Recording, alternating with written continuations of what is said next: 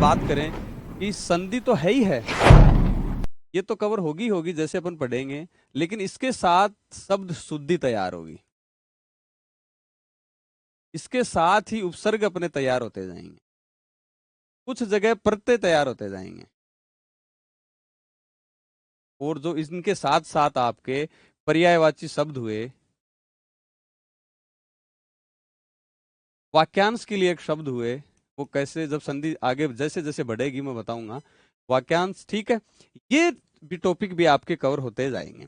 ठीक है, जैसे जैसे संधि पढ़ेंगे, संधि के अपन एग्जाम्पल करेंगे, एग्जाम्पल के साथ ही अपना शब्द भंडार तैयार होगा, और जैसे जैसे शब्द भंडार अगर आपका समृद्ध होता गया तो आपके हिंदी में दिक्कत आने वाली नहीं है। संधि से ही शब्द शुद्धि आगे बढ़ेगी, और शब्द शुद्धि अगर सीख ली तो जैसे आपने अगर रिटर्न में वहां अगर शब्द शुद्ध लिखते हो तो उसका काफी एग्जामिनर पे प्रभाव पड़ता है। और आप जैसे बाकी ऑब्जेक्टिव जब होता है, ऑब्जेक्टिव पेपर होता है, उसमें आपके सामने होता है, ठीक है, तो वहां से अपन एलिमिनेट कर सकते हैं ऑप्शन को, और जब ऑप्शंस को एलिमिनेट करते हैं तो वहां अपने आप पता चल जाता है उन चार ऑप्शन को देख के कि ये गलत है या सही है, लेकिन वहां आपके पास ये मौका नहीं होगा कि आप एलिमिनेट करो। ठीक है, तो संधि के साथ शब्द शुद्धि भी तैयार होगी। ठीक है, अब पिछले जो अभी जुलाई 23 में जो एग्जाम हुआ था उसमें संधि के जो कुछ एग्जाम्पल है वो मैं आपको बताता हूँ। ये देखो आप, ठीक है, ये पुराने वाला पेपर है कि इसमें कैसे क्या आता है वो मैं आपको बता रहा हूँ। ठीक है, जैसे संधि इसमें दो प्रकार से आपके पास आएगी कि भाई आपको संधि अलग अलग तोड़ के दे दी, उसको आप संधि करना है, एक आपको शब्द दे दिया और उसका विच्छेद करना है, इस हिसाब से आपको दिया जाएगा। जैसे इसमें आपको दिया समुद्र प्लस उर्मी, अब इसका क्या करना है, आपको संधि करनी है, शब्द बनाना है इसका। ठीक है, परी प्लस छेद, ठीक है, ये आगे बढ़ेंगे, मैं आपको खाली ये दिखा रहा हूं कि कैसे क्या आता है।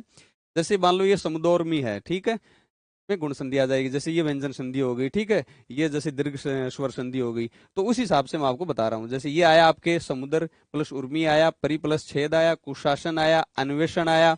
ठीक है, उसके बाद में यहाँ क्या दे दिया आपको, शब्द दे दिया, और उसकी क्या करनी है, संधि करनी है। ठीक है, वागीश दे दिया, ये ऐसे आपके RS मेंस में ये क्वेश्चंस आएंगे। ठीक है, आउटलाइन मैंने आपको बता दी है, ऐसे इस टॉपिक को तैयार करेंगे। और मैं आपको पहले ही बता देता हूं कि आपके पास जितना भी समय है, और आप संधि जैसे स्टार्ट कर दी है, उसके बाद में आपको जैसे वाक्यांश के लिए एक शब्द हो गया, पर्यायवाची हो गया, विलोम शब्द हो गया, को बिल्कुल याद करके निपटाते जाओ। अपन पढ़ाएंगे तो सही, पढ़ते भी रहेंगे, लेकिन जब भी मैं उन टॉपिक पे पहुंचूं तब तक आपके पास इतना समृद्ध भंडार हो जाए शब्दों का कि आपके दिक्कत नहीं आए। ठीक है, तो अब अपन सिस्टमेटिक स्टार्ट करने वाले हैं। तो सबसे पहले मैंने आपको बताया था कि क्या कवर करने वाले हैं, वर्णों का परिचय। जब ये संधि आगे जाएगी उससे पहले क्या करेंगे अपन, वर्णों का परिचय, फिर आगे धीरे धीरे अपन बढ़ते रहेंगे। चलो, तो वर्णों का परिचय कर लेते हैं।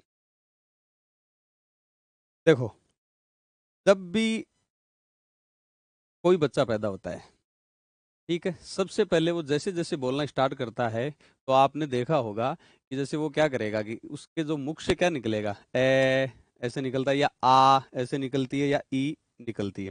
फिर जैसे जैसे वो बोलना सीखता है, फिर वो जैसे तो नाम लेना चालू करता है कि भाई जैसे कोई कबूतर हो गया, राम हो गया, या मम्मी का नाम लेता है, या पापा का नाम लेता है। तो ये जो ध्वनि निकलती है, सबसे पहले क्या आई, ध्वनि आई। उसने लिखना थोड़ी सीखा, सबसे पहले ध्वनि आई, लिखना बाद में सीखा। तो ध्वनि जो होती है उनको अगर अपन लिखित रूप में रख दें वो वर्ण कहलाते हैं। ठीक है, जैसे बच्चे ने क्या बोला, बच्चे ने मान लो ए बोला, आ बोला, ई बोला, फिर उसके बाद में धीरे धीरे वो सीखता है कि जैसे मान लो राम बोलता है ये। तो ये जो लिखित रूप है इन ध्वनियों का, इनको जब अपन लिखित रूप में ले आएंगे तब ये क्या बन जाएंगे, वर्ण बन जाएंगे। क्या बन जाएंगे, वर्ण बन जाएंगे। ठीक है, कोई भी शब्द है, जैसे मैं आपको यूं कहूं कि जैसे पीला शब्द है, ठीक है, ये पीला किससे बना है भाई, पी प्लस ला से बना है।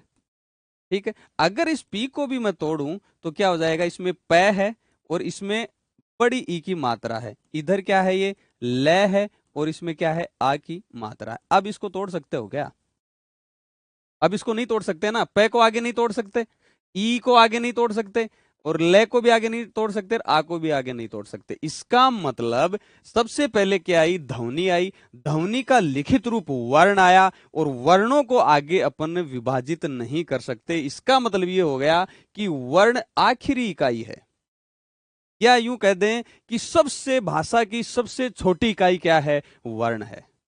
ठीक है, तो ये है वर्ण आपके पास। देखो,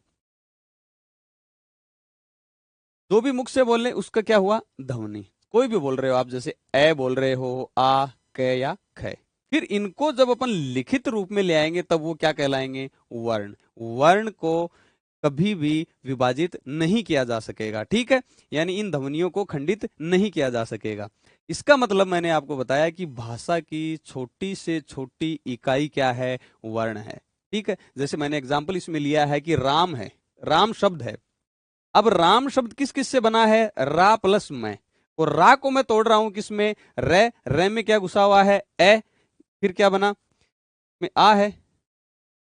ठीक है, तो ये हो गया क्या, रा, फिर मैं है, मतलब हलंत मैं व्यंजन, उसके बाद में उसमें क्या है, ए है, तो ये क्या है, राम। इसका मतलब ये है कि जो ये राम शब्द है वो रा प्लस मैं से बना है, और उसको आगे अपन तोड़ रहे हैं तो वो रे और आ है, और मैं और आ है, इससे आगे इसको नहीं विभाजित कर सकते। इसका मतलब ये हो गया कि सिंपल, कि भाषा की वह छोटी से छोटी इकाई जिसके आगे टुकड़े नहीं किए जा सकते, वो क्या है, वर्ण।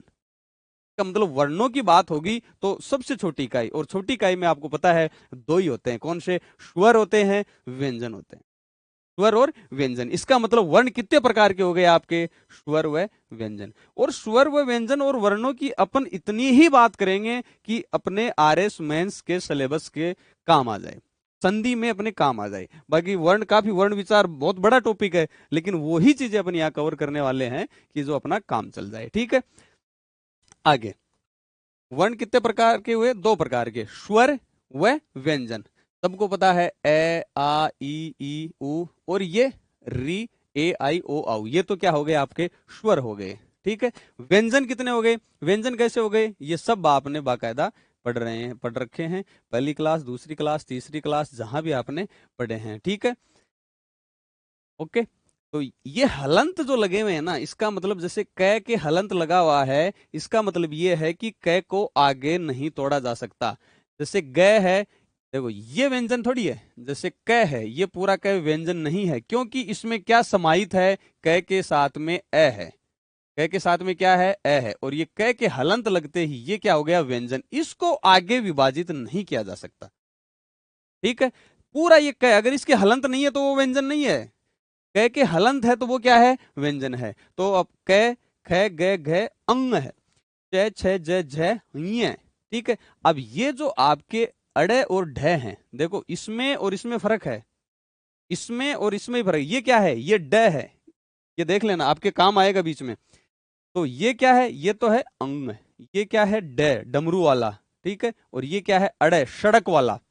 और ये क्या है, जैसे वांग में आगे पढ़ेंगे अपन, वांग में, तो वांग में कि ये जो ये में काम आता है, सड़क, ये ड, और ये ढ, ये जो नुक्ता लगा हुआ ना, ये क्या क्या अपने जो राजभाषा विभाग है अपना, जो भारत सरकार का राजभाषा विभाग है, उन्होंने इस अड़े और डे को भी हिंदी जो वर्णमाला है उसमें शामिल किया है। ये तो व्यंजन है ही आपके, जैसे ये 33 व्यंजन हो गए, 11 स्वर हो गए, ये तो 44 है ही है आपके पास। लेकिन इन दो को भी हिंदी वर्णमाला में राजभाषा विभाग ने, जो गृह मंत्रालय के अंतर्गत आता है, उन्होंने इसको, इन दोनों को शामिल किया है। हालांकि ये संधि में काम नहीं आएंगे, ठीक है, लेकिन आपको जब दे रखा है एग्जाम्पल में, अगर ये वहां दे रखा है तो आपको ऐसे नहीं है कि सीधा संधि करने लग जाओ। ठीक है, या तो उसको अपवाद में लोगे या बोलोगे कि इसमें संधि नहीं हो सकती, क्योंकि ये किसमें, केवल हिंदी में प्रयुक्त होते हैं, बाकी संधि तत्सम शब्दों की होती है, ये आपको पता ही है। चले आगे, तो इसका मतलब ये हो गया कि सबसे पहले क्या आई, ध्वनि, ध्वनि के बाद में क्या आया, उनको लिखित रूप में क्या आए, वर्ण आए, और वर्ण किसमें विभाजित हुए, स्वर व व्यंजन में। क्या वर्ण के टुकड़े किए जा सकते हैं, नहीं किए जा सकते। स्वर 11 हो गए, व्यंजन 33 हो गए, और ये दो जो अड़य है और ये जो ढह के नीचे जो नुक्ता लगा हुआ है, उनको किसने, राजभाषा विभाग ने हिंदी में मान्यता दी है। तो ये आपको ध्यान रखना है। विशेषकर मैं पहले बता रहा हूं, फिर जब अभ्यास करेंगे या मैं जब पढ़ाऊंगा तो इसमें कंफ्यूज होगे। ये क्या है? डे, डे से डमरू। ये क्या है? अंग, ठीक है। और ये क्या है? अड़े, सड़क वाला। और ये क्या है? ढे, ठीक है। चले आगे, चलो।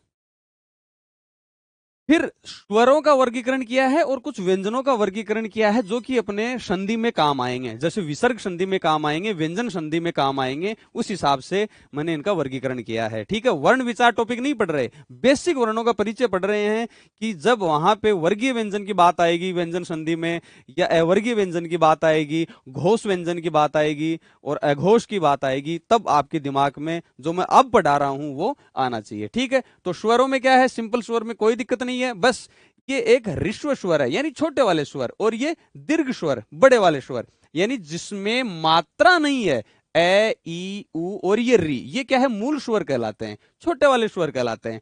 और इनमें देखो, इनमें सब में क्या है? मात्राएं साथ में हैं, जैसे ए प्लस मात्रा है आ की, ये ई मात्रा है, जैसे ये ई, और इसमें क्या है? छोटी मात्रा, ये देखो, ये बड़ी ई, इसमें क्या है? ई तो है ही, और इसमें क्या है? ये मात्रा है, तो ये मात्रा वाले या बड़े वाले। दूसरा ये कह सकते हैं कि भाई जब इनको बोलेंगे तो समय नहीं लगेगा, जैसे ए ई उ, और इनको बोलेंगे तो आ ई उ, इनमें क्या लगता है? समय लगता है। तो ये तो कौन से छोटे वाले स्वर कहलाए? ह्रस्व स्वर कहलाए, और ये दीर्घ स्वर कहलाए। ये आपको थोड़ा सा दिमाग में आपको रखना है, जैसे संधि स्टार्ट होगी तब अपने काम आएंगे। व्यंजन पढ़ के ही आए हैं कि कै ख ग घ अंग च छ ज ज, ये पढ़ के ही आए हैं। तो इसमें ऐसा वापस क्या पढ़ा रहे हो? वापस इसलिए पढ़ा रहा हूं कि ये जो कै च ट त प है, इनको तो बोलते हैं वर्गीय व्यंजन, और बाकी का जो ये र ल व श श श है, इनको बोलते हैं अवर्गीय व्यंजन। ये आपको ध्यान रखना है, बहुत काम आएगा आके। एक बार फिर मैं बता रहा हूं, सिंपल जो वर्गीय व्यंजन कौन से हैं? कै च ट त प, ये वाले कौन से हो गए? वर्गीय। और जो नीचे वाले दो शेष रह गए, ये रे ले व श श श है, ये कौन से हो गए? अवर्गीय व्यंजन। इनको दिमाग में अभी बैठा लो, इनको दिमाग में अभी बैठा लो, ठीक है। चलो आगे। फिर व्यंजनों का वर्ग, अब जैसे इस हिसाब से कि भाई ये उच्चारण इनका कहां से होगा, इन उच्चारण का स्थान कौन सा है। जैसे मुख से अपन बोल रहे हैं, जैसे च क ट, अब अपनी जीभ अलग अलग जो जगह बदल रही है। जैसे अपन क बोल रहे हैं, फिर बोल रहे हैं च, तो च जाते ही क्या होता है? ये देखो। फिर ट बोल रहे हैं, फिर तय बोल रहे हैं, तो क्या? ऊपर जीभ एक बार टच होती है, एक बार हवा बाहर निकलती है, एक बार होठ बंद होते हैं। उस हिसाब से जब अपन उच्चारण करते हैं तब इनका वर्गीकरण किया गया है। हालांकि अपने संधि में खाली दंते और मूर्धन्य ही काम आएगा, बाकी को आपको याद करने की जरूरत भी नहीं है, ये मैंने आपको सिंपल समझाने के लिए यहाँ रखा है। बाकी दंते और मूर्धन्य ही अपने, वो भी व्यंजन संधि में काम आएगा। क्यों? कौन सी संधि में? व्यंजन संधि में। तो दंते कौन से हैं? तय वर्ग, उसके साथ में श और लय, ठीक है। दंते व्यंजन देखो, तय बोलो आप, फिर बोलो थ, जीभ क्या दांतों की टच हो रही है? त थ द ध न हो रही है।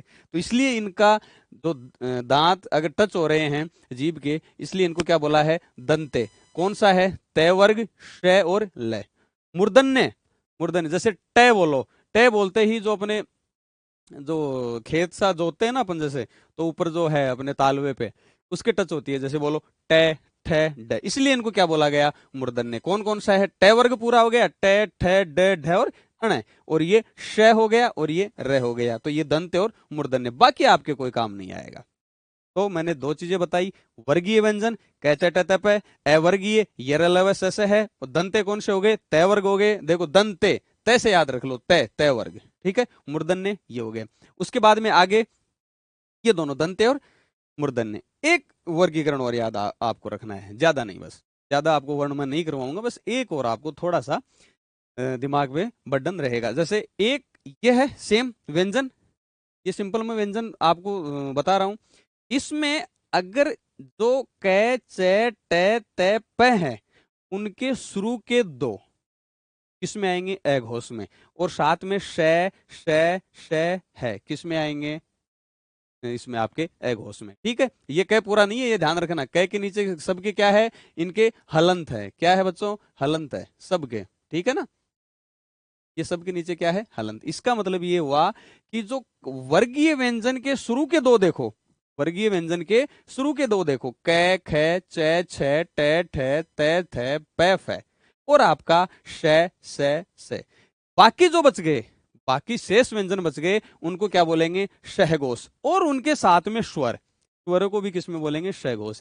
यानी कहने का मतलब है जिनको उच्चारण करते समय आवाज की आवश्यकता होती है, गूंज आती है, उनको क्या बोल रहे हैं अपन? शहघोष वर्ण, शहघोष। और जिनको मतलब सिंपल बोल रहे हैं अपन, जिनमें आवाज या नाद की जरूरत नहीं होती, वो किस में आ रहे हैं? आपके अघोष में। तो एक बार फिर मैं आपको बताता हूं, वर्ण खाली आपके कितने काम आएंगे संधि में? एक तो आपके वर्गीय व्यंजन, अवर्गीय व्यंजन, घोष व्यंजन, अघोष व्यंजन, इतने ही आएंगे। और स्वर किस में होते हैं? अघोष में होते हैं या सघोष में? शघोष में होते हैं। ये खाली इतना सा ध्यान रख लेना। एक बार मैं आपको एक पेज पे समझा देता हूं। क्या? देखो, सबसे पहले आई ध्वनि। ध्वनि को अपन ने क्या किया? लिखा। और ध्वनि को लिखने के रूप को क्या बोला अपन ने? वर्ण। वर्ण को क्या विभाजित कर सकते हैं? नहीं कर सकते। और वर्ण कितने प्रकार के होते हैं? स्वर होते हैं और व्यंजन होते हैं। ये दो प्रकार के आपके वर्ण हो गए। स्वर आपको सब पता ही है, कितने हो गए? 11। क्या इसमें री शामिल है? सर री शामिल है। उसके बाद में व्यंजन, व्यंजन कितने हुए? 33। और वो दो कौन से? जो राजभाषा विभाग ने बताया, कौन सा? अड़े और ढ, इनके नीचे। ये तो क्या हो गए आपके? सिंपल। आगे इसके बाद में स्वरों का वर्गीकरण करा। स्वरों का वर्गीकरण में कोई दिक्कत नहीं थी, खाली एक वर्गीकरण था, ऋस्व और दीर्घ। ऋस्व में कौन सा था? ए, ई, उ और री, यानी बिना मात्रा वाले। और दीर्घ में कौन सा था? मात्रा वाले। चलो ठीक है। उसके बाद में व्यंजन मैंने बताए। व्यंजनों का जब वर्गीकरण मैंने किया, तो सबसे पहले तो एक तो बताया मैंने वर्गीय और अवर्गीय। एक वर्गीकरण तो ये किया। तो इसमें तो कौन थे? कै, टे, टे, ते, पै। और अवर्गीय में कौन से थे? ये वाला और श वाला। ठीक है। दूसरा वर्गीकरण कौन सा किया? उच्चारण के स्थान के आधार पे। उच्चारण के स्थान के दो ही मैंने याद करवाए हैं, कई प्रकार के, लेकिन दो ही मैंने याद करवाए। कौन से? दंते और मूर्धन्य। इसमें ट वर्ग है और श और वो है। और इसमें कौन सा है? त वर्ग है और श और ल है। तीसरा वर्गीकरण कौन सा किया? अघोष और शघोष।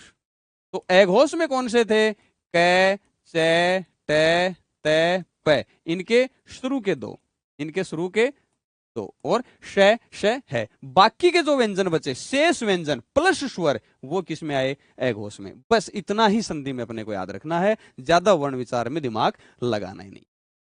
ठीक है, आगे चलें। चले आगे। अब ये आपका जो अपन संधि स्टार्ट करने वाले थे, और संधि में मैंने बताया था कि सबसे पहले क्या पढ़ेंगे? वर्णों का परिचय।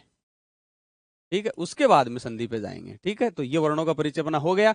और संधि, संधि के 3 भाग आपको मैंने बताया था, स्वर, व्यंजन और विसर्ग। ठीक है, और अब क्या? स्वर संधि सबसे पहले स्वर संधि के प्रकार कर लेंगे, उसके बाद में अभ्यास के प्रकार कर लेंगे, अभ्यास ये करने के बाद में अभ्यास, और फिर पिछले प्रश्न उत्तर। और संधि से, संधि पे बढ़ने से पहले मैं कुछ बेसिक चीजें आपको याद करवाता हूं, कि जिससे आपके आगे कोई दिक्कत नहीं आए। ठीक है, जो आपके मात्रा वाली समस्या रहती है, वो याद मैं करवाता हूं। देखो, सबसे पहले संयुक्त व्यंजन। संयुक्त व्यंजन की बात अपन करें, आपने देखा होगा सर अक्षय त्रय गे को तो आप भूल ही गए। तो अक्षय त्रय गे ये है। देखो, ये संयुक्त व्यंजन बोलते हैं किस किस को? अक्षय, त्रय, गे और ये श्रय। संयुक्त व्यंजन कैसे हुए? कि ये दो व्यंजनों से मिलकर बने होते हैं, दो व्यंजनों से मिलकर बने होते हैं। इसमें क्या है? अक्षय में ये कै है और ये श है। ये श पूरा है, ध्यान रखना। ये श क्या है? पूरा। ये आगे बहुत काम आएगा, आपके शब्द शुद्धि में काम आएगा, संधि में भी काम आएगा, बहुत जगह काम आएगा। ठीक है। त्रय में क्या क्या है? तय है और र है। गे में क्या है? ज और ये, है ना। जैसे कई टीचर बोलते भी हैं, जैसे गे को ज बोलते हैं, वो ज इसीलिए बोलते हैं, इसमें आधा ज है और ये पूरा है। ठीक है। अपन क्या बोलते हैं? अपन जो सिंपल लैंग्वेज में अपने जो आ गया है, वो डेली रूटीन में क्या आ गया? गे आ गया। ठीक है। बाकी है क्या ये एक्चुअल में? ये ज और ये, तो ज। और ये श्रय में क्या है? ये स सलगम वाला, और ये र। ठीक है, ये क्या है? संयुक्त व्यंजन है। ठीक है। उसके बाद में रे की अगर बात करें तो रे में अगर ये ऊ जोड़ रहे हैं, छोटे वाला ऊ, तो ये ऐसे रहेगा। और अगर ये ही इसमें बड़े वाला है तो ये घुंडी खा जाएगा। क्या खा जाएगा? घुंडी खा जाएगा। ठीक है, इस घुंडी वाले को ध्यान रखना है, बहुत जगह गलत करवाता है। और आप सीधे सीधे चलत में जब लिखते हो, चलते हुए लिखते हो, तो आपको ध्यान ही नहीं रहता कि मैं रू घुंडी वाला लिख रहा हूं या छोटे वाला। तो ये ध्यान रखना, ये बहुत बड़ी मिस्टेक है। ठीक है ना, फिर बोलते हो कि मेरे निबंध में नंबर क्यों नहीं दिए, उसमें नंबर क्यों नहीं दिया, है ना, कि मेरा तो ये सही था, ये संधि का नंबर क्यों काट लिए। तो ये इसलिए कटते हैं, ये ध्यान ही नहीं रहता। तो इस चीज का ध्यान रखना। मैं कई चीजें आपको जो बता रहा हूँ ना, ध्यान रखना, आप गलती करोगे, देखना आप आगे गलती करोगे। जैसे ये है, ये अलग है उनमें, यानी क वर्ग का पांचवा, ये ड है ट वर्ग का तीसरा, और ये अड़ है। ठीक है, एक तो ये ध्यान रखो। ऐसे ही रे में मात्रा लगाई, बड़े ऊ की छोटे ऊ की, ये ध्यान रखना। ठीक है, दूसरा ये संयुक्त व्यंजन में अक्षर में क्या है, त्रय में क्या है, गे में क्या है, ये। फिर है आपका री। री बोला कैसे जाता है? ये री आपका, ये री। ठीक है, आजकल इसको री यानी रे, और इसमें क्या है, ई है। ठीक, वैसे इसको रू भी बोलते हैं। जैसे अगर आपने कभी अमित शाह जी का या मोदी जी का जब भाषण सुनते होंगे ना, जैसे वो इसको, जैसे कृषि अपन बोलते हैं कृषि, वो बोलते हैं कृषि।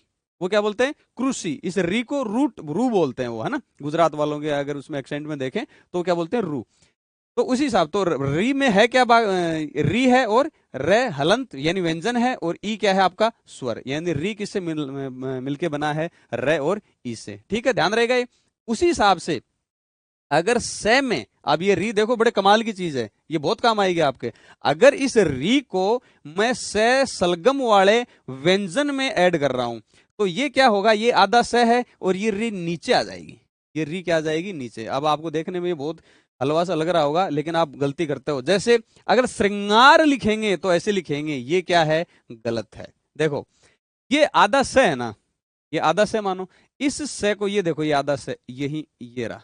ठीक है, ये रहा आपका। और इस वाले को थोड़ा सा मोड़ के कैसे लिख दिया इन्होंने? ऐसे। और ये री कहां लटका दी? नीचे। तो ये आता है। जैसे श्रृंगाल है, श्रृंगार है, श्रृंखल है, वहां ये श्रे पूरा नहीं आता, ये ध्यान रखना। यानी अगर छोटे से में इस आधे से में अगर री मिला रहे हैं तो री नीचे आ जाएगा, और ये आपका ये वाला श्रेय वाला डंडा नहीं आएगा, ये ध्यान रखना। ठीक है ना, ये शब्द शुद्धि में बहुत काम आएगा। अगर है में मैं री जोड़ रहा हूं तो ये री इसके नीचे चला जाएगा, के नीचे। कैसे? ये है हो गया, और इस री को मैं यहां लटका दूंगा। ठीक है, जैसे वो अफगानिस्तान से वो एरोप्लेन गया था ना, लोग लटक गए थे, तो ये री जैसे है के नीचे री लटक गया। अगर दे में अगर ये जोड़ रहा हूं तो अपन ऐसे लिखेंगे, ये तो दे हो गया और ये हो गया, ऐसे लिखेंगे। आजकल ये मानक हिंदी में इस दे, ये जो दे और ये लिखते थे ना, ये क्या है? प्रचलित नहीं है। ठीक है, तो राजभाषा विभाग की जो मानकीकरण वाली निकाल रखी है ना, उसमें इन्होंने इसको गलत बताया है। हालांकि अपने चलता है दोनों है, लेकिन उस हिसाब से मैं आपको बता रहा हूं। अगर दे में वह जोड़ेंगे तो ये ऐसे हो जाएगा। ये आजकल क्या है? गलत है। ये दोनों सही है, ये इनको क्या बता रखा है? गलत। लेकिन अगर ध और न जोड़ रहे हैं तो ये वाले चलेंगे। यानी शुद्ध ये वाला सही है, चिन्ह ये वाला सही है, यानी ये गलत है। चिन्ह का ध्यान रखना, ये बहुत सिल्ली मिस्टेक है और आपके समझ में भी नहीं आती है, आपको पता भी नहीं चलती अपन कब गलत कर जाते हैं। तो इनका ध्यान रखना। अगर उसी है में अगर मैं ले जोड़ूंगा तो ये क्या हो जाएगा? है और ले। ठीक है, पहले ये चलता था, इसमें ऐसे ले जोड़ देते थे, लेकिन वो आजकल नहीं चलता। इसका मतलब जैसे प्रहलाद लिखना है तो ये प्रहलाद, ये सही है। और पहले कैसे लिखते थे? इस है के नीचे ऐसे यूं लिख देते थे, तो वो क्या है? गलत है। ठीक है, ये छोटा सा मैं आपको बेसिक मैं आपको बता रहा हूं, ये बहुत गलत करेंगे। ठीक है, आगे आपके आएगा कि यार ये श्रेय वाला आ रही है, ठीक है ना, तो अभी आप इसको ढंग से समझ लो। यहाँ कोई दिक्कत हो तो बताओ। अक्षर तरह के, इसमें कै से तय रे जय ये शर है।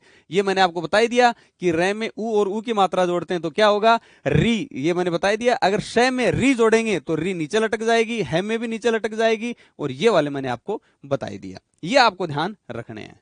ठीक है ना, ये संधि में ही नहीं, ये आगे भी काम आएगा। तो जब संधि अपन स्टार्ट हिंदी कर ही रहे हैं तो इन छोटी चीजों का, इन बेसिक चीजों का आपको ध्यान रहना चाहिए। ठीक है, जैसे आप विलोम शब्द पढ़ रहे हो तो आपके ये आ गया री वाला, तो आपके दिमाग में आएगा कि सर बता रहे थे यार ये सरे वाला, आप अपने आप ही गलती निकाल दोगे कि हाँ ये गलत है। ठीक है, जैसे पर्यायवाची पढ़ रहे हो आप, ठीक है, शब्द युग्म पढ़ रहे हो, वाक्यांश के लिए एक शब्द पढ़ रहे हो, तो ये चीजें आप उस समय ध्यान रखना, ठीक है ना, कि यार ये अक्षर में ये है, श्रय में री जुड़ेगी, या है में री तो ये नीचे लटकेगी, ऐसे करके आपको ध्यान रखना है, ठीक है। अब जैसे मान लो कि भाई आप निबंध पढ़ रहे हो या पल्लवन पढ़ रहे हो, कुछ भी पढ़ रहे हो ना, तब इन शब्द शुद्धिकार इनका विशेषकर ध्यान रखा करो, ठीक है। चलो आगे, अब आपका आ गया र। तो र चार प्रकार से लिखा जाता है। एक तो रकार रूप, एक आपका पदेन रूप यानी पैरों पे, एक हंस पद, एक आपके रेफ यानी सिर पे, यानी ऊपर जो आता है। तो ये रकार रूप होता है ना, ये तो सिंपल आपको अलग से ही बड़ा रे दिख जाएगा, जैसे इसमें है राम, ठीक है, ये अलग से रे दिख जाएगा आपको, जैसे भर, तो ये पूरा रे दिख गया, तो इसको तो बोलते हैं रकार। पदेन रूप पे जब नीचे लगेगा रे, जैसे ये क्रम है तो क्रम में नीचे लगाना, ये कै, ये लग गया।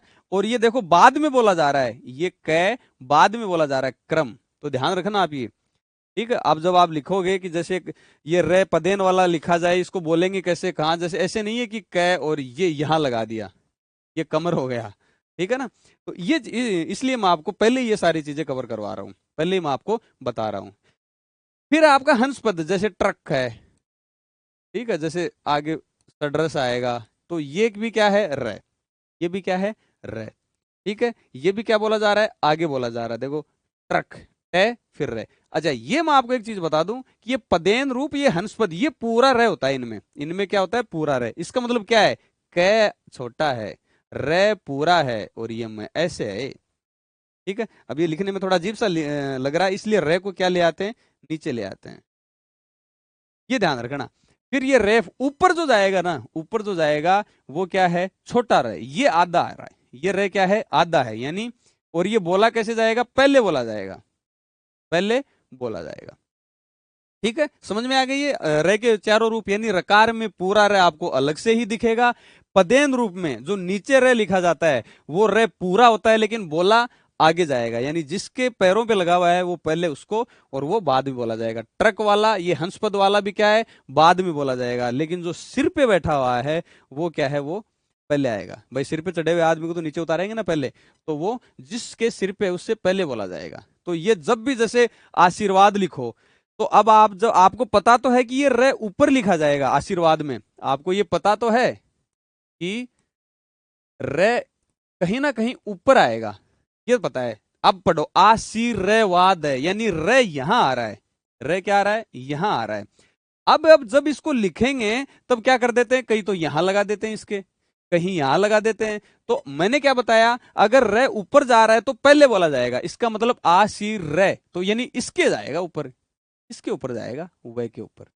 इसलिए बता रहा हूं मैं आपको कि जब भी आप लिखोगे, कोई भी आप व्यंजन संधि, विसर्ग संधि में ऐसे ऐसे वर्ड पढ़ेंगे, जब रे को ऊपर ले जाएंगे, गुण संधि में पढ़ेंगे जब रे को ऊपर ले जाएंगे, तो वो रे जो सर पे बैठा है, जो आपका रेफ रूप है, वो क्या होगा, उस शब्द से पहले बोला जाएगा। तो आशीर्वाद बहुत बार शब्द शुद्धि में आता है, लोग गलत भी करते हैं, तो इस चीज का ध्यान रखना है, ठीक है। ये आपका रे के चारों रूप हो गए।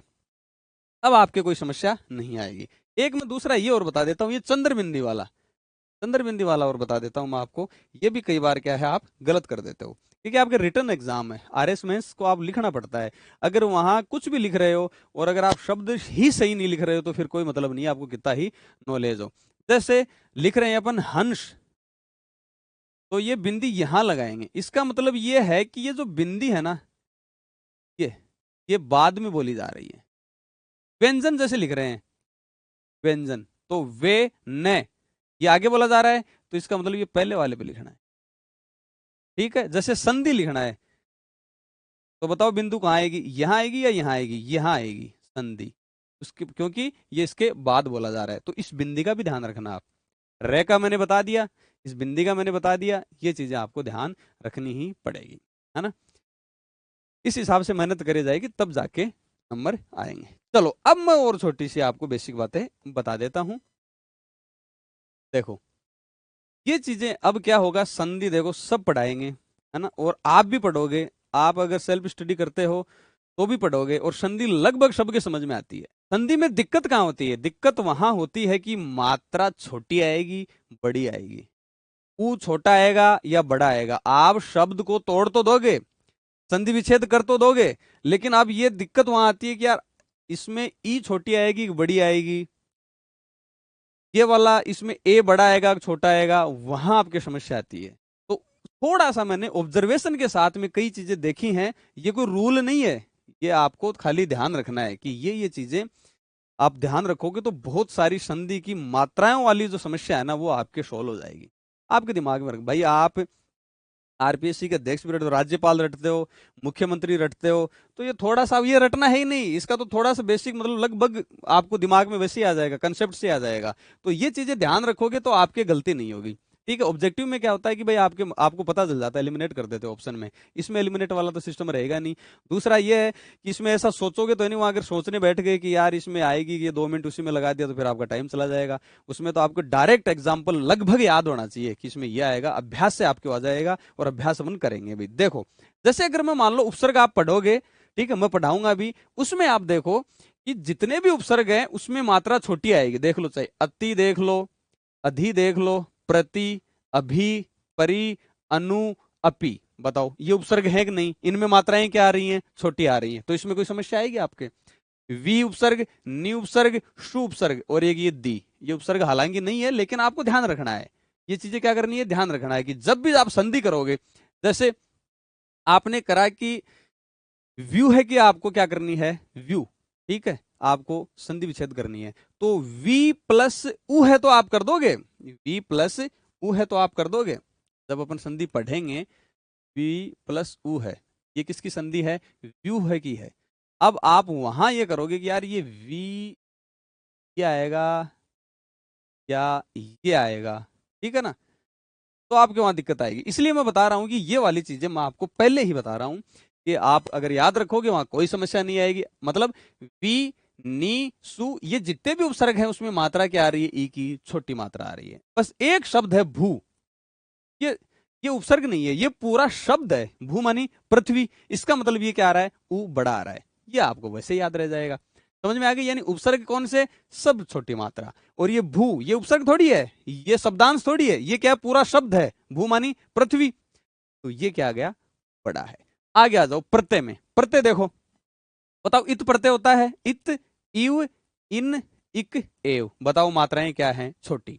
इसमें आप ध्यान रखना, इसमें ये जो ए है ना, इसमें एक ही मात्रा है, और ये आई है इसमें 2 मात्रा है। यहां बहुत, मैं आपको पहले बता रहा हूं, मैं गारंटी देता हूं आप कम से कम 10 बार गलती करोगे इस ए के चक्कर में।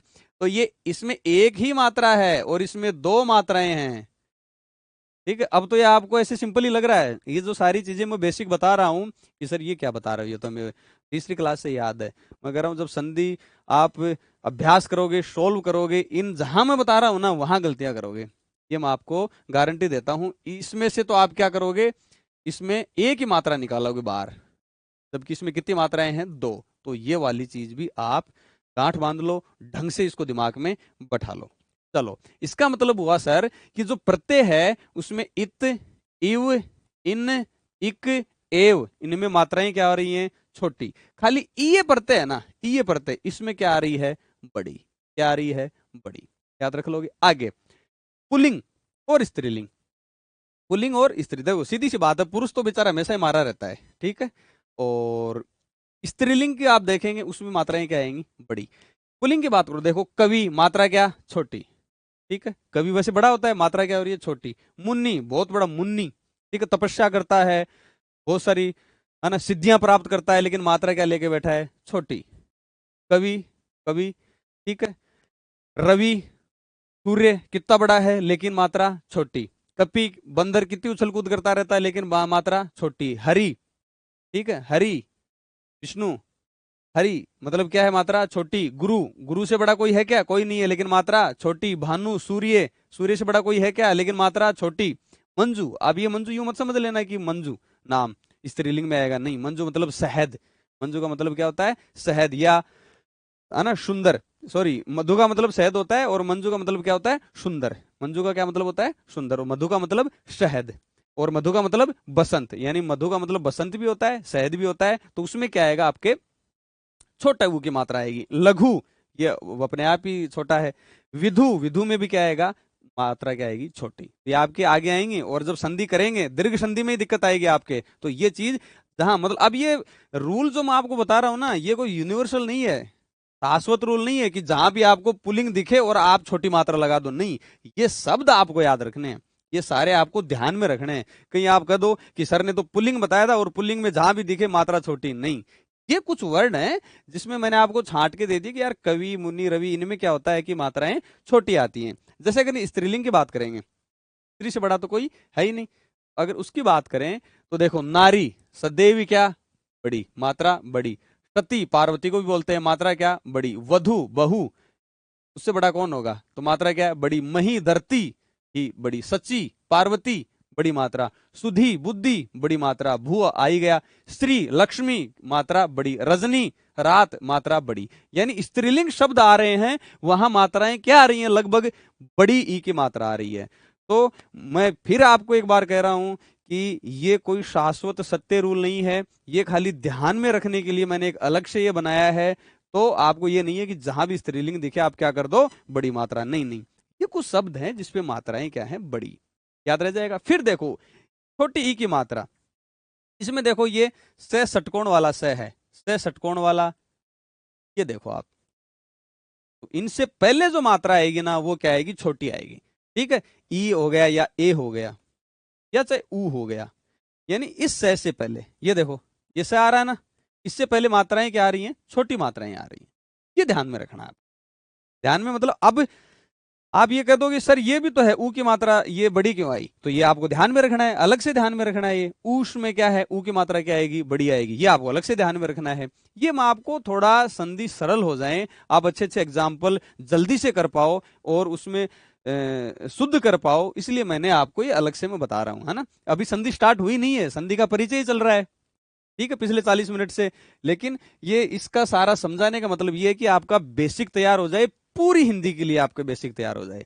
यानी जब भी कोई भी वाक्य लिख रहे हो, कोई शब्द लिख रहे हो, वो शुद्ध लिखा जाए, ठीक है। अगले एग्जामिनर पे ये प्रभाव जाए कि इसका जो शब्द भंडार है वो बड़ा समृद्ध है, इसके पास शब्दों की खान है, ठीक है। तो ये जो षटकोण वाला सा आएगा, उससे पहले मात्राएं क्या आएंगी, लगभग छोटी मात्रा आएंगी, ठीक है। लगभग क्यों यूज कर रहा हूं वो आपको अब समझ में आ गया होगा। अगर अक्षय की बात करें, अक्षय, उससे पहले मात्रा क्या आ रही है, बड़ी आ रही है, ठीक है। बाकी जैसे ईश है, ईश्वर है, इप्सा है, इप्सित है, ये आपको ध्यान में रखना है, इनमें मात्रा क्या आएगी, बड़ी। बताओ इंद्र में मात्रा बड़ी आएगी छोटी आएगी, छोटी आएगी, ठीक है। पुल्लिंग के हिसाब से भी उसको याद कर सकते हो, पुल्लिंग के हिसाब से भी याद कर सकते हो, इंद्र। फिर है आपके अन्य, जैसे गति हो गया, मति, रीति, नीति, क्षिति, इनमें मात्रा क्या आ रही है, छोटी, ठीक है। जैसे अपन क्षितिज पढ़ेंगे एग्जाम्पल में, तो आपको सीधी आप क्षिति बड़ी आएगी छोटी आएगी, आप है ना माथा टटोलोगे, क्या करोगे। तो मैं पहले ही मैंने आपको बता रहा हूं कि इनमें क्या आएगी, क्षिति। जैसे गति, मति, रीति, नीति, क्षिति, इनमें मात्रा क्या आएगी, छोटी। और ये जैसे एक, जैसे देखो ओख, ओग, ओज, ओजस्वी, इनमें ओ की मात्रा क्या आ रही है, ए की आ रही है, डबल नहीं आ रहा। तो ये जैसे मैं आपको पहले ही मैंने आपको ये सारी चीजें इसलिए बताई हैं कि वहां मात्राओं की दिक्कत नहीं आएगी। और मैं जब एग्जाम्पल्स कराऊंगा तब मैं आपको बोलूंगा भी कि मैंने वहां बताया था अक्षर से पहले बड़ी की मात्रा, अक्षर षटकोण से पहले छोटी की मात्रा, स्त्रीलिंग है तो बड़ी मात्रा, पुल्लिंग है तो छोटी मात्रा, ये सारी मैं आपको उस समय बताऊंगा। और आप जब एग्जाम्पल करोगे तब आप फटाफट करोगे, हाँ यार ये हो रहा है, ये हो रहा है ना। बाकी वहां दिमाग नहीं लगाना पड़ेगा कि इसमें एसन में छोटा एक आएगा या बड़ा एक आएगा, वो चीजें आपके, ये सारी चीजें आपको ध्यान में रखनी पड़ेंगी। ये चीज तो होगी मात्राओं की, तो अपने संधि में काम आने वाली। एक में छोटा सा और जगह जगह काम आएगा, वो जब एग्जाम्पल करेंगे तो आपके बहुत थोड़ा सा आएगा कि इसमें मात्राएं कैसे बढ़ गई, जबकि सर ने ये बताया था। तो एक प्रत्यय का एक नियम होता है, हालांकि उस प्रत्यय में अपन बहुत विस्तार से पढ़ेंगे, लेकिन एक में छोटा सा आपको मैं यहाँ पे बता देता हूं कि जिससे कि एग्जाम्पल जब करेंगे तब मैं आपको समझाऊं और आपके समझने में आसानी हो। वो क्या होता है, वो होता है कि कोई भी शब्द है उसके प्रारंभिक जो स्वर है उसमें परिवर्तन होगा। वो कैसे होता है, जैसे प्रत्यय होते हैं ना, जैसे ए, ई, अक, इक, इकी, ए, ये जो प्रत्यय होते हैं जब किसी शब्द के अंत में लगते हैं तो ये प्रारंभिक स्वर में परिवर्तन कर देते हैं, उसके अंत वाले स्वर में परिवर्तन कर देते हैं। तो ये परिवर्तन किस प्रकार होगा, ये थोड़ा बेसिक नॉलेज इसका ले लेते हैं, जिससे कि अपन संधि जब करेंगे तब आपके वहां समस्या नहीं आएगी। और मैं वहां बाकायदा आपको बताऊंगा कि ये मैं प्रत्यय का नियम उस समय मैंने इसलिए बताया था कि यहां आपकी कोई दिक्कत नहीं आएगी। तो ये सारी चीजें इस क्लास में आपको लग भी रहा होगा कि ये चल क्या रहा है, लगता है, ठीक है। मैं अकेडमी में पढ़ाता था, वहां भी यही लगता था उनको कि सर ये क्या हो रहा। बाद में जब एग्जाम्पल्स पे आए, जब संधि में आगे बढ़े, तब उन्होंने कहा कि यार ये तो हमने सोचा ही नहीं था। तो वहां चीजें काम आएंगी। ये आपको लगता है कि यार 1 घंटा मतलब सर क्या कर रहे हैं, ये वहां तब आपके समझ में आएगा कि मजा आ गया। ठीक है, तो प्रारंभिक स्वर में कैसे परिवर्तन, अगर किसी भी शब्द के प्रारंभ में अगर ए स्वर है और इनमें से ये जो प्रत्यय दिख रखे हैं, अगर वो प्रत्यय है तो वो आ में चेंज हो जाएगा। अगर उसी शब्द के प्रारंभ में अगर ई, बड़ा ई और ए है, तो वो स्वर किस में चेंज हो जाएगा, आई में चेंज हो जाएगा, आई में चेंज हो जाएगा। ठीक है, अगर वही उसी शब्द में अगर प्रारंभ में अगर ऊ, बड़ा ऊ और ओ है, वो किस में चेंज हो जाएगा, आऊ में चेंज हो जाएगा। अगर शुरू में री बैठा है तो उसको आर में चेंज कर देंगे, उसको किस में चेंज कर देंगे, आर में चेंज कर देंगे। तो अंत में क्या दिक्कत होगी, अगर अंत में उस शब्द के अंत में ऊ स्वर लेके बैठा है तो आऊ में चेंज हो जाएगा, री है तो रे में चेंज हो जाएगा, और शेष जो स्वर बचा उसको क्या कर देंगे, हटा देंगे। अगर हलंत है वो यथावत रहेगा। इसका मतलब अगर उस शब्द के प्रारंभ में री है तब तो वो आर में चेंज हो जाएगा, अगर अंत में री है तो वो रे में चेंज हो जाएगा। समझ में आ गई बात, एग्जाम्पल से आपके समझ में आएगी। जैसे एक प्रत्यय की बात करते हैं, बहुत सारे प्रत्यय हैं जो प्रारंभ में चेंज करते हैं स्वरों में, लेकिन एक प्रत्यय का एग्जाम्पल लेते हैं, बाकी सब प्रत्ययों का तो अपन जब प्रत्यय वाला टॉपिक पढ़ेंगे तब करेंगे। ठीक है, तो ए में क्या चेंज होगा, देखो अगर ए प्रत्यय किसी भी शब्द के बाद में लगाएंगे तो क्या चेंज करेगा। जैसे ये शब्द है मगध, क्या है, मगध, और इसमें प्रत्यय में क्या लगा रहा हूं, लास्ट में ए। तो जब मैंने बताया कि अगर शुरू वाले शब्द के पहले में प्रारंभ में अगर ए है, तो देखो यही तो है, ये मैं है और इसमें क्या है, ए है, तो ये ए किस में चेंज हो जाएगा, बताओ बताओ, आ में चेंज हो जाएगा। ये देखो ए किस में चेंज हो जाएगा, आ में चेंज हो जाएगा, हो गया। तो इसका मतलब ए आ बनेगा, तो अब मैं की जगह क्या हो जाएगा, मा, तो मगध का क्या हो गया, मागध, मैं का मागध हो गया। ठीक है, और ये ध अंत में जुड़ जाता है। देखो वसुदेव का क्या हो जाएगा, इसमें ए है, अब क्या हो जाएगा, वाह वासुदेव, वाह वासुदेव। भाई वासुदेव तो आपके क्या हो गए, कृष्ण जी हो गए, और उनके पिता कौन हो गए, वसुदेव हो गए। ये जब प्रत्यय पढ़ेंगे अपन अप्रत्ययवाचक जो संतान का बोध करवाते हैं उनमें भी काम आएगा ये। ठीक है, लेकिन वो टॉपिक अलग है प्रत्यय वाले, उसमें विस्तार से पढ़ेंगे। अब देखो इसमें जय में क्या है, सर छोटी ई की मात्रा है, तो मैंने उधर क्या बताया, अगर ई, बड़ी ई, अगर ए है तो वो किस में चेंज हो जाएगा, आई में, यानी मात्रा कितनी चली जाएंगी अब, दो, तो जय पे मात्रा कितनी चली जाएंगी, दो, तो कितनी हो गई, दो मात्राएं। यानी जिन का क्या बन गया, जैन, यानी जैन जो शब्द बना है वो किससे बना है, जिन, यानी जैन में मूल शब्द जिन है, उसमें ए प्रत्यय लगा हुआ है। ठीक है, जैसे मुनि है, क्या है, मुनि, तो जो ये मुनि है मु, मैंने उधर क्या बताया था, अगर प्रारंभ स्वर प्रारंभिक में ऊ है, बड़ा ऊ है, और अगर ओ है तो वो किस में चेंज हो जाएगा बच्चों, आऊ में चेंज हो जाएगा, यही तो मैंने बताया। तो इसमें शुरू में क्या पड़ा है, ऊ पड़ा है, वो किस में चेंज हो गया, मो। फिर ये नी कहां गया, तो मैंने बताया अंत में जो क्या होता है, शेष जो स्वर बचता है उसका क्या कर देते हैं, लोप। तो न में क्या है, ये छोटी ई है, इसका लोप हो जाएगा, और इसमें प्रत्यय कौन सा जोड़ रहे हैं, ए, तो ये पूरा न बन जाएगा। समझ में आ गया, ठीक है, ये प्रत्यय में और भी आपके समझ में आ जाएगा। मौन वाला समझ में नहीं आया, मैं देखो मैं बताता हूं। ये मुनि है, इसमें ऊ है, वो तो किस में चेंज हो जाएगा, आऊ में, इसका मतलब ये तो बन गया ओ। अब ये है न में है ई, तो मैंने उधर क्या बताया था बताओ, ये देखो अंत में अगर अंत में शेष स्वर है वो क्या हो जाएगा, लोप हो जाएगा। री है तो रे में चेंज हो जाएगा, हल चिन्ह है तो यथावत रहेगा, ऊ है तो औ में। तो अब देखो यही तो है, ये देखो शेष स्वर क्या हो जाएगा, लोप हो जाएगा। ठीक है, और इसमें प्रत्यय कौन सा जोड़ रहे हैं, ए, तो ये ए जुड़ के क्या हो जाएगा, ने, मौन। ठीक है, आगे आगे चलते हैं, चलो देखो, ये देखो बहुत बढ़िया एग्जाम्पल है हालांकि। ठीक है, मैंने क्या बताया, शुरू वाले में अगर ऊ है तो क्या बन गया, आऊ, कोई दिक्कत नहीं है। ये से ऐसे कैसा, ऐसे कैसा। और अब देखो यहां क्या है, ये तो ठ है, और इसमें क्या जुड़ा हुआ है, ऊ जुड़ा हुआ है। तो मैंने क्या बताया, लास्ट में ऊ वाला किस में चेंज हो जाएगा, आऊ में, किस में चेंज हो जाएगा, आऊ में। और ये ठ आपका ऐसे का ऐसा, और इसमें प्रत्यय कौन सा जोड़ रहे हैं, ए जोड़ रहे हैं, यही है।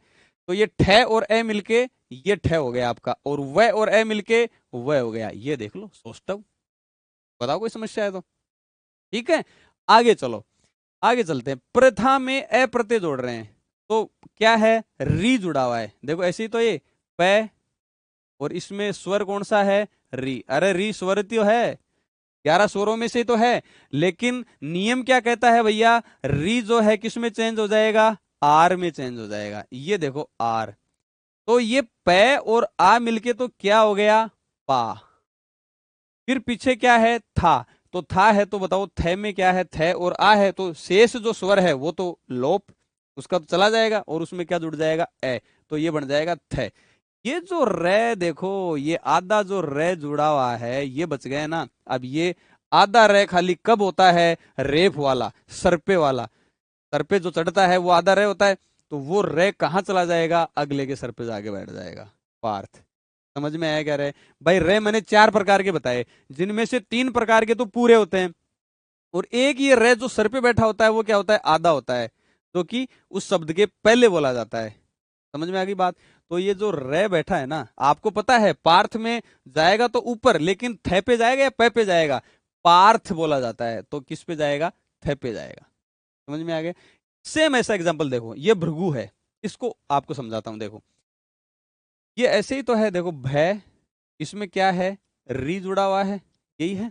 उसके बाद में है ये ग है, और उसमें ऊ है, ठीक है, और ए प्रत्यय अपने को इसमें जोड़ना है। ठीक है, ध्यान से समझो। चलो भय, ये रहा आपका भय, री किस में चेंज हो जाएगा बच्चों, आर में, ये मैंने आर कर दिया।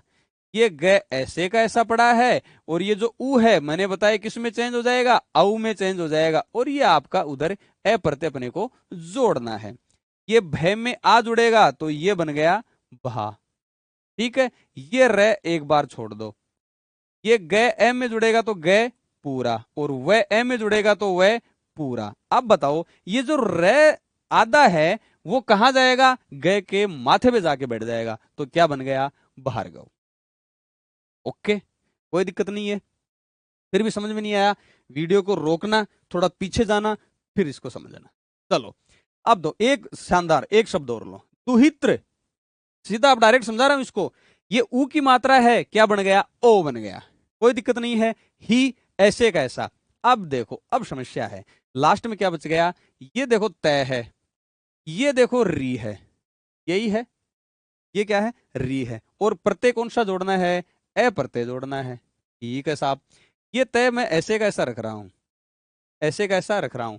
नियम क्या कहता है, अगर लास्ट में री आता है तो वो किस में चेंज हो जाएगा, रे में चेंज हो जाएगा। प्रत्यय कौन सा जोड़ रहे हैं, रे, ए जोड़ रहे हैं।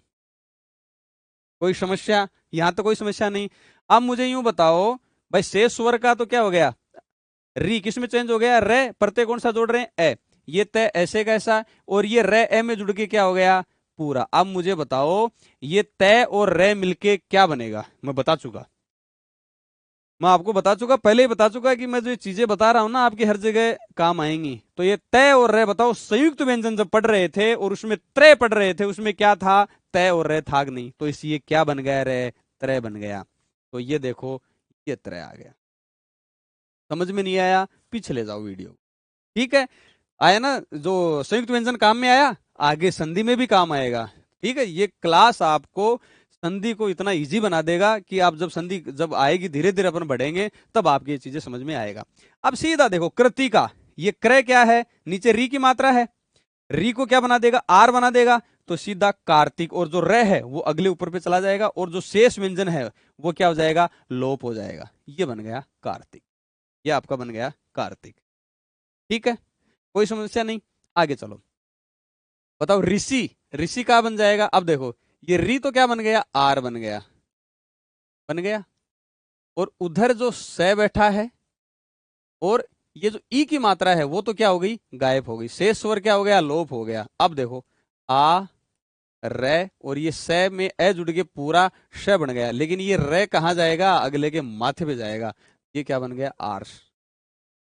ठीक है, पढ़ते में हालांकि और भी पढ़ेंगे। ऐसे ही श्वित्र, तो से का तो शा, और इस त्रय का देखो मैंने उसमें दुहित्र वाले में समझाया था।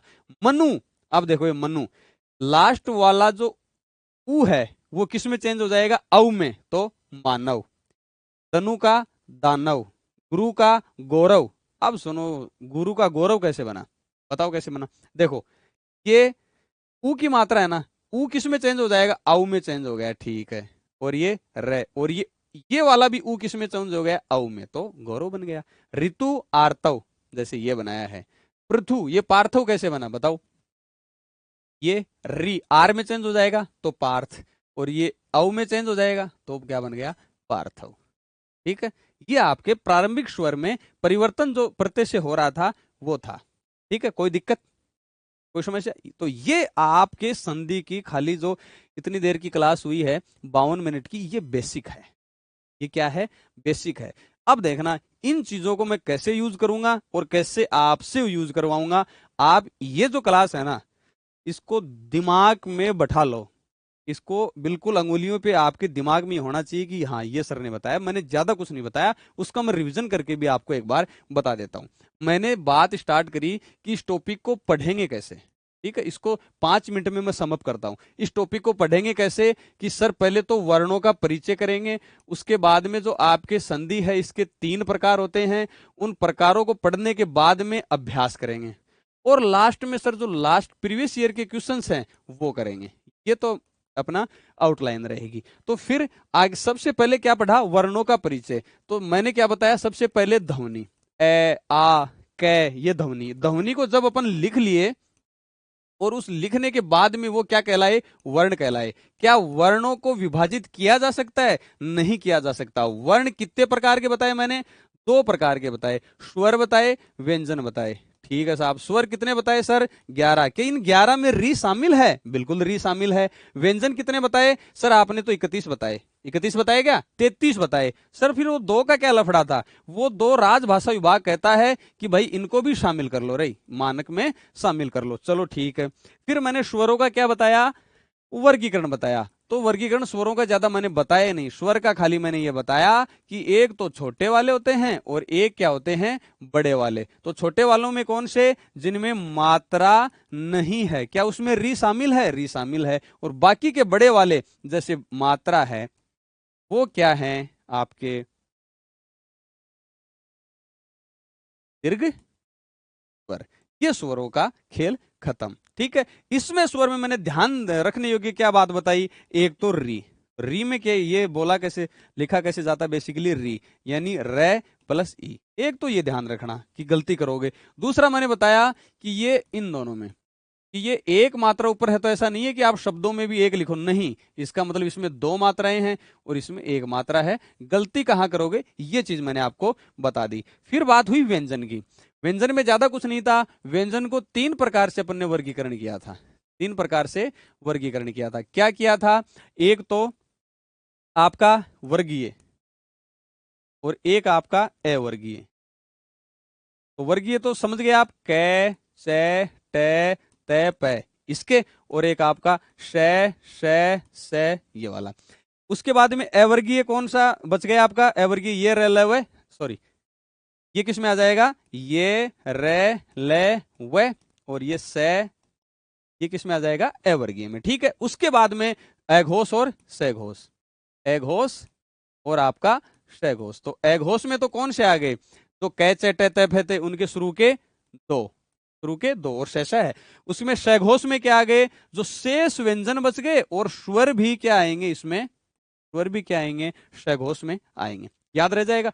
फिर अपने उच्चारण स्थिति के आधार पर जहां से उच्चारण हो रहा है, वो मैंने बेसिकली 2 बताए थे आपको, दंते और मूर्धन्य। दंते और मूर्धन्य, यानी तय वर्ग वाला तो क्या आ जाएगा, दंते में, और टय वर्ग वाला किस में आ जाएगा, मूर्धन्य में। क्या मैंने यही चीज करवाई थी, यही पढ़ा है अपन ने आज, ये देख लो। बस मैंने बताया था, एक तो आप किसमें री में गड़बड़ करोगे, एक इसमें अंग में गलती करोगे, डे में गलती करोगे, ये वाला। ठीक है, फिर मैंने आपको बताया संयुक्त व्यंजन, ये आपका हो ही गया। वर्गीय तो कै चटे ते पे, अवर्गीय ये रलवे से वाला, और ये आपका कौन सा हो गया, दंते और मूर्धन्य हो गया। और ये अघोष में देखो, अघोष में तो कैसे प वर्ग तक के पहले के 2 और ये 3 श श श श श और श, ये याद रखना, बस इतना याद रख लेना आप। और जो शेष व्यंजन बच गए और उनके साथ में स्वर, उनको बोलेंगे घोष व्यंजन। ठीक है, आपको खाली अघोष याद कर लेना। अघोष में क्या करोगे, क च ट त प के शुरू के 2 और आपके ये 3, ये 3, बाकी के केस में चले जाएंगे घोष व्यंजन में। फिर इतना पढ़ने के बाद में मैंने आपको बताया कि संयुक्त व्यंजन, तो संयुक्त व्यंजन में कौन सा बताया, अक्षय, त्रय, गे और आपका श्रय। तो इसमें तो क और श, इसमें आपका तय और र, इसमें आपका ज और ये, और इसमें आपका श और र। ठीक है, यही बताया। री का मैंने बता ही दिया, अगर इसमें री जुड़ेगी, इसमें री जुड़ेगी तो आपका क्या हो जाएगा, ये हो जाएगा। है में अगर री जुड़ती है तो ये लटक गई। ठीक है, फिर है में अगर न जुड़ता है ये हन हो गया, अगर ले जुड़ता है ये ल हो गया। ये मैंने आपको इतनी सारी चीज बताई थी। फिर मैंने आपको बताया र 4 प्रकार का होता है। एक तो रकार, ठीक है, एक रकार, पदेन, और आपका इधर क्या हो गया, हंसपद, और आपका रेफ। ठीक है, ये तो तीनों क्या होते हैं, पूरे रे होते हैं। जैसे राम पूरा रे, जैसे करम, ठीक है, जैसे आपका करम, और हंस पद जैसे ट्रक, और रेफ वाला जैसे मैंने बताया था करम। तो मैंने कहा था कि ये आधा होता है लेकिन रे पहले बोला जाएगा, ये दोनों बाद में बोले जाएंगे, ये दोनों बाद में बोले जाएंगे। उसके बाद में मैंने आपको बताया था कुछ छोटी छोटी मगर महत्वपूर्ण बातें। ये हो ही गया रे वाला, और ये न, ये जो बिंदी होती है वो क्या बोली जाती है, बाद में। फिर मैंने छोटी छोटी बातें आपको बताई थी। उपसर्ग छोटी मात्रा, कुछ पढ़ते थे छोटी मात्रा, लेकिन ई में मात्रा कौन सी, बड़ी। पुल्लिंग छोटी मात्रा, शाश्वत सत्य नहीं है, आपको ध्यान में रखना है। स्त्रीलिंग में बताओ कौन सी मात्रा, बड़ी मात्रा, स्त्रीलिंग में बड़ी मात्रा। और अगर श षटकोण वाला है उससे पहले छोटी मात्राएं, अक्षय वाले में बड़ी मात्राएं, लेकिन उष्मा और उष को आपको ध्यान रखना है।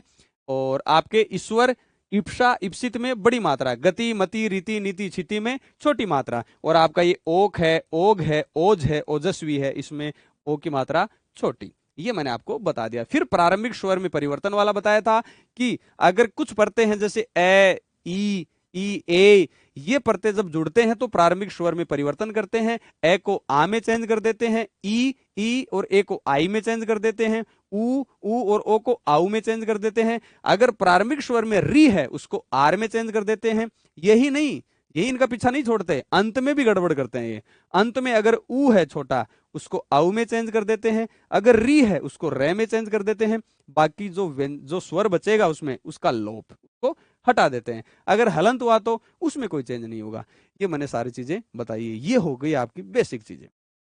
रिवीजन मैंने अच्छे तरीके से करवा दिया है, और ये आपके देखना बहुत महत्वपूर्ण होने वाली है ये क्लास आपके लिए। जो आगे की सारी क्लासें आएंगी इनका बेसिक हर जगह आपको मैं याद दिलाऊंगा कि उस समय मैंने बताया था आप ये गलती कर रहे हो, ये इसमें गलती कर रहे हो। ठीक है, बाकी पढ़ाई जोरदार तरीके से करिए, स्टार्ट कर दो बढ़िया। 12, 13, 14, 15, 20 घंटे जो भी मिले बिल्कुल जबरदस्त पढ़ो, टिका के पढ़ो बस शानदार तरीके से, है ना।